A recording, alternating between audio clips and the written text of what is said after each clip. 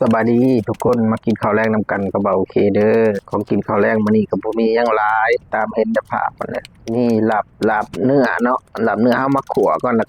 ก็ได้ไก่ทอดเนาะปีกหนึงกับสองนอกเนาะแจ่วบ่มีหยังหลายตามมีตามหาได้เนาะได้หยังก็กินเนาะกินหยังก็แซ่บเพราะว่าหิวข้าวแห้งเบิ่งการกินก็โหยหิวเด้บางทีก็บ่ได้กินข้าวเที่ยงบางทีก็บ่ได้กินข้าวเช้าก็สรุปแล้วมื้อนี้กินข้าวอยู่2มื้อเนาะบางมื้อก็กินข้าวรอบดึกแล้วแต่นะบางเทื่อก็กินหลายปานนี้รอบดึกมาก็ยังหิวคือเก่าได้อายุก็คือจังว่ายังบ่ทันหลายโอ้ทุกคนก็เป็นคือกันกับเบาโอเคอยู่บ่วะบางเทื่อเที่ยงคืนนี่ยังหิวข้าวเพราะว่าเฮากินข้าวบ่ปกติจักเป็นแนวใดอายุหลายสงสัยอาจจะมีผลกับอายุหลายขึ้นตั้งแต่สมัย17-10ปลายโอ้ยกินข้าวตรงเวลาเป๊ะๆคันบ่ได้กินตามเวลานี่แห้งจนเบิดแห้งอ่อนลงแต่เดี๋ยวนี้โอ้ยามเวลากินเฮาบ่อยากยามบ่